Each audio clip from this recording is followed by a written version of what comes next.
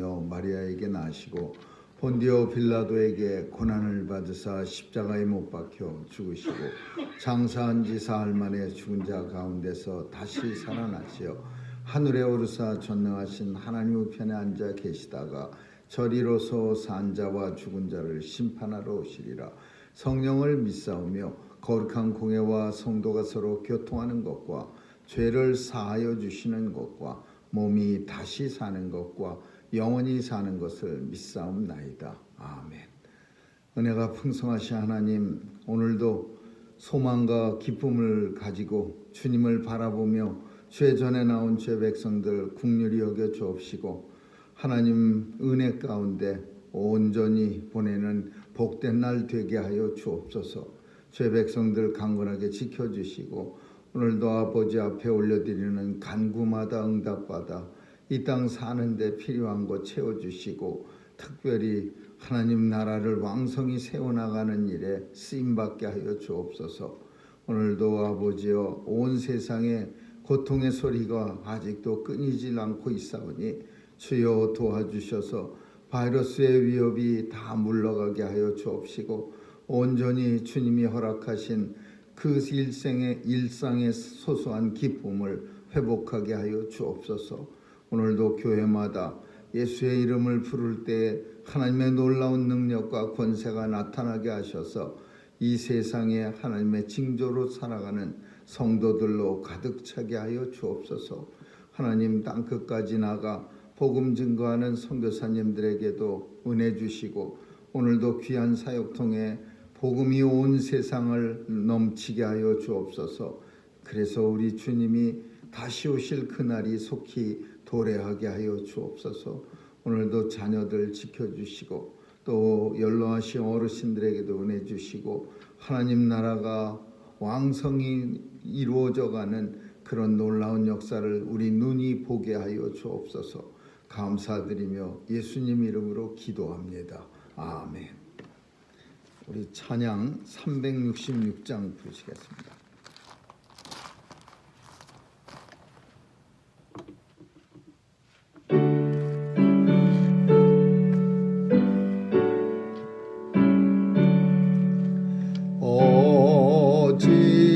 어지러운 세상 중에 깊은 소리 들리네. 예수 말씀하시기를 믿는 자여 따르라. 세상 헛된 신과 영화 모두 내어 버렸네. 예수 친히 하신 말씀 날도 귀히 여겨라. 기쁜 때나 슬픈 때나 아픈 때나 틈날 때 예수 친히 하신 말씀 날도 귀히 여겨라. 주여 크신 은혜로서 부름 듣게 하시고 복종하는 밤을 주사 따라가게 하소서. 하나님 말씀은 예레미야서 17장 보겠습니다. 예레미야서 17장 1절에서 11절까지 한 절씩 교대로 읽습니다. 예레미야서 17장 1절에서 11절입니다. 유다의 죄는 금강석 끝 철필로 기록되되 그들의 마음 판과 그들의 단 뿔에 새겨 적건을 그들의 자녀가 높은 매 큰 나무 곁에 있는 그 하늘과 아세라들을 생각하리라. 들에 있는 나의 산아, 내 온 지경의 죄로 인하여 내가 네 재산과 네 모든 보물과 산당들로 노략을 당하게 하리니 내가 네 준비의 기업에서 네 손을 뗄 것이며 또 내가 너로 영원히 알지 못하는 땅에서 내 궤적을 섬기게 하리니 이는 너희가 내 노로 불량케 하여 영영이 타는 물을 일으켰음이니라. 나 여호와가 이같이 말하노라. 무릇 사람을 믿으며 혈육으로 그 권력을 삼고 마음이 여호와에게서 떠난 그 사람은 저주를 받을 것이라. 그는 사막의 딸기나무 같아서 좋은 일에 오는 것을 보지 못하고 강이와 간조한 곳 건너가는 땅 사람이 거하지 않는 땅에 거하리라. 그러나 무릇 여호와를 의지하며 여호와를 의뢰하는 그 사람은 복을 받을 것이라. 그는 물가에 심기는 나무가 그 뿌리를 하늘에 뻗치고 더위가 올지라도 두려워 아니하며 그 잎이 청정하며 가무는 해에도 걱정이 없고 결실이 그치지 아니함 같으리라. 만물보다 거짓되고 심히 부패한 것은 마음이라. 누가 능히 이를 알리오마는 나 여호와는 심장을 살피며 태백을 시험하고 각각 그 일과 그 실대로 보응하나니. 같이 읽습니다. 불의로 치부하는 자는 자고새가 낫지 아니한 알을 품은 같아서 그 중년에 그것이 떠나겠고 필경은 어리석은 자가 되리라. 아멘.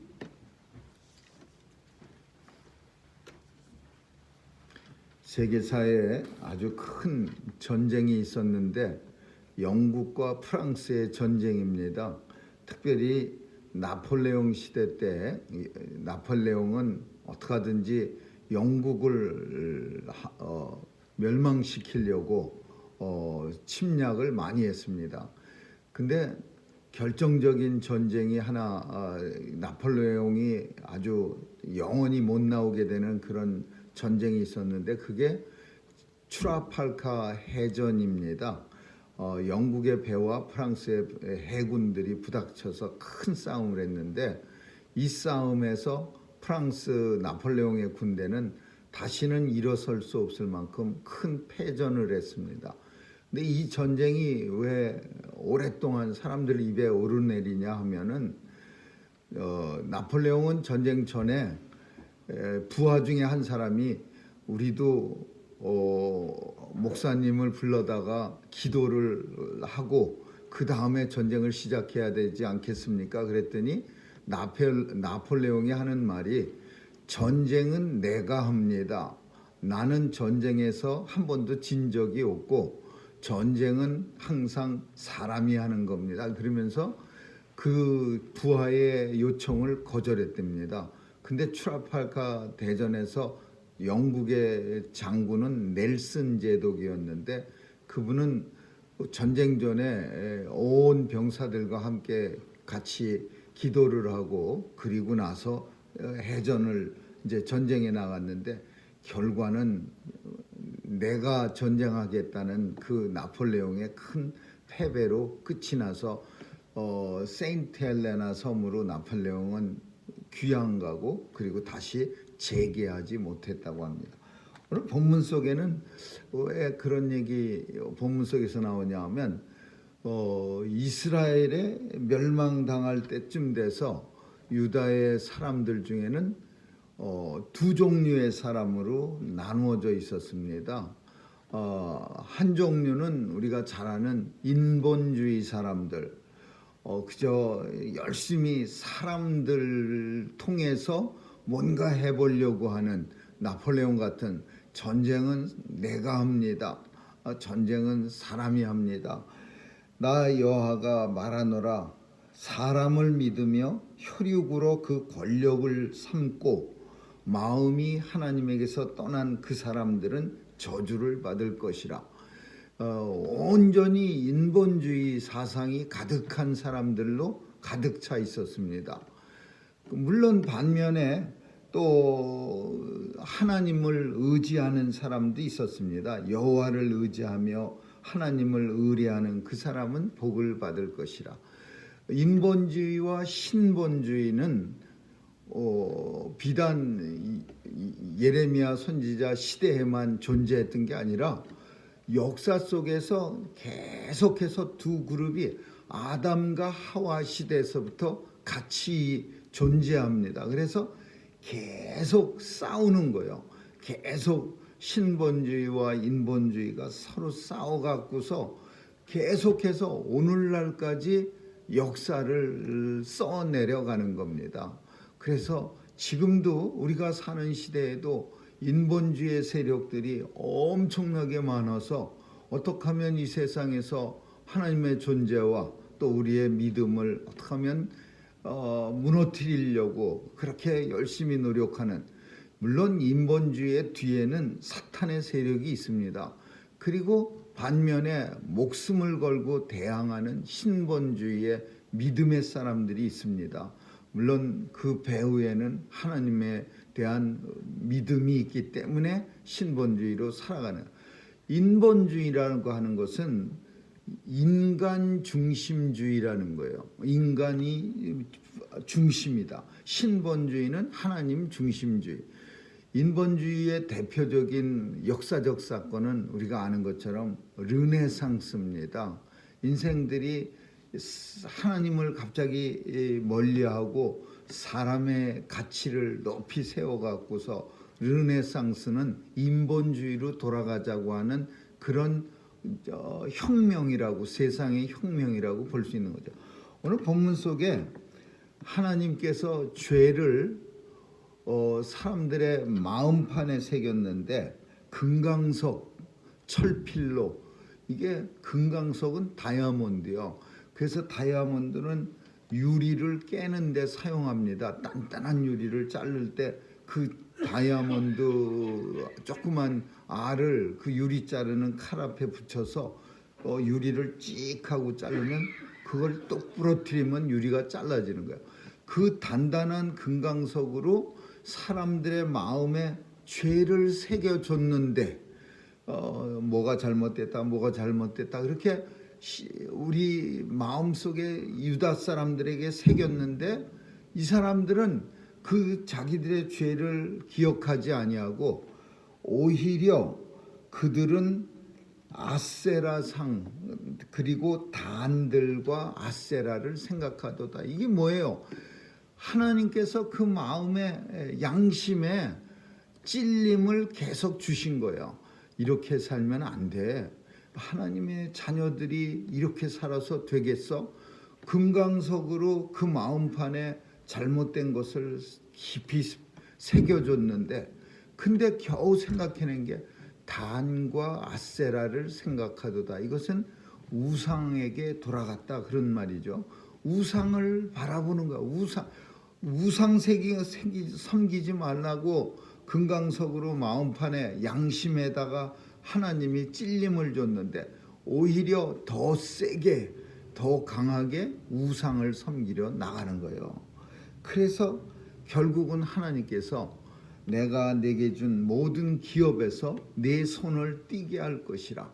하나님께서 그가 이스라엘 백성들이 가지고 있던 그 이스라엘이라는 나라를 바벨론의 손에 넘겨주리라, 그렇게 말씀하는 거예요.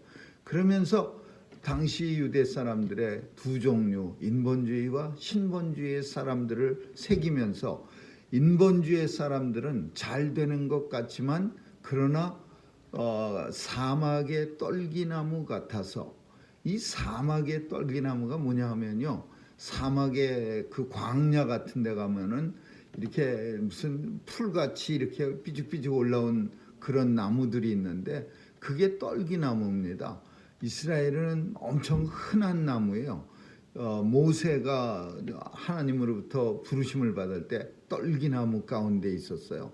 그런데 그 떨기나무가 바로 인본주의 사람들하고의 똑같은 모습이에요. 떨기나무는 물이 없어서 베베 꼬트려지고 가시만 잔뜩 남아있는 그런 나무를 떨기나무라고 그래요.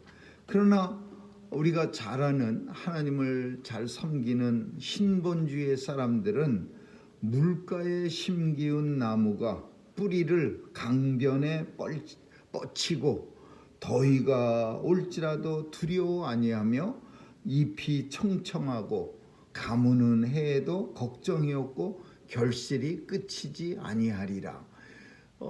나무 뿌리를 그 흐르는 강변 쪽으로 이렇게 뻗친 나무니까 뭐 웬만큼 가뭄이 온다고 해서 그 강변의 물이 다 마르기까지에는 그 끄떡도 없는 거죠. 그래서 하나님을 믿는 신본주의 하나님 중심을 살아가는 사람들은 이런 물가에 심기운 나무같이 결실이 끝이지 않는다. 그런 축복을 하나님이 주시는 거예요. 제일 하나님이 말씀하시는 것 중에서 하나는 우리의 마음이 만물보다 거짓되고 심히 부패한 것이 우리의 마음이라 그랬어요. 그러니까 이 마음이 누가 이를 알리어 우리의 마음이 부패된 것을 어떻게 사람이 다른 사람을 봐서 알리어 이 말이요. 그러니까 우리 마음이 부패하고 거짓됐는데 그것을 우리가 다른 사람의 마음을 들여다볼 수 있는 것도 아니고 결국은 각자밖에 모르는 거예요. 그리고 또 하나 아시는 분이 있는데 나 여호와는 그 심장 그 마음을 살피니 폐부를 시험하 가슴 깊은 곳을 하나님께서 바라보시고 그 행위와 그 행위의 결실대로 보응하리라. 세상이 다른 사람들이 내 마음 모른다고 해서 내가 거짓으로 세상을 살아가면은 다 세상을 내가 다 속였다 그렇게 생각하겠지만 그게 얼마나 어리석은 생각입니까? 우리의 마음은 다른 사람은 비록 내 마음속을 들여다볼 수 없지만 내 자신이 잘 알고 있고 그리고 더 나아가서 하나님께서 내 마음에 아주 깊은 심패를 저 안에까지 하나님이 들여다보시는 거예요. 그리고 그 하나님께서 반드시 내 마음의 결과대로 보응하리라. 하나님이 보응하시는 거예요. 마음이 부패한 사람들의 비참한 모습을 성경은 이렇게 말합니다. 불의로 치부하는 사람은 자고새 같아서 이 자고새는 예전에 이 본문을 가지고 많이 살펴본 적이 있는데 자고새는 이스라엘에 흔한 많이 보는 그런 새인데 이 새는 우리나라에도 많이 있습니다. 이런 새. 이게 뭐냐면 아주 무지하게 얌체 같은 새예요. 이 자고새는 다른 새를 갖다가 욕심이 많아 갖고요. 다른 새알을 이렇게 돌아다니면서 그냥 훔쳐다가 자기 둥지에다가 집어넣는 거예요. 그리고서는 열심히 다른 새의 그 알들을 품어요. 그랬다가 이 새가 이제 깨어나면은요, 또 열심히 이게 키워요. 그래서 자기 새끼를 삼으려고 키우는데 얘들이 이제 열심히 모이를 받아먹고서 날개짓 할 때쯤 되면은 자기 부모 쫓아서 휙 다 날아가 버렸어요. 그래갖고 텅텅 빈 그 새 둥지를 이 자고새는 바라보면서 또 꺼욱꺼욱거리면서 펑펑 우는 거예요.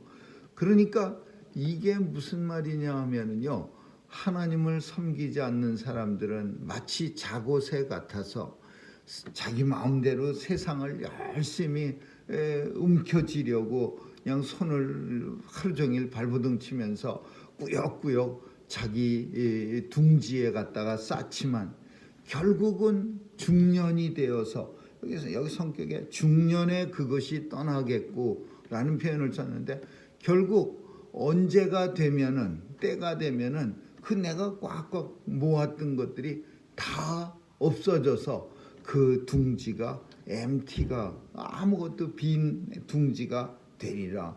필경은 어리석은 자가 되리라. 이게 뭐예요? 하나님 섬기지 않는 사람들의 결론이죠.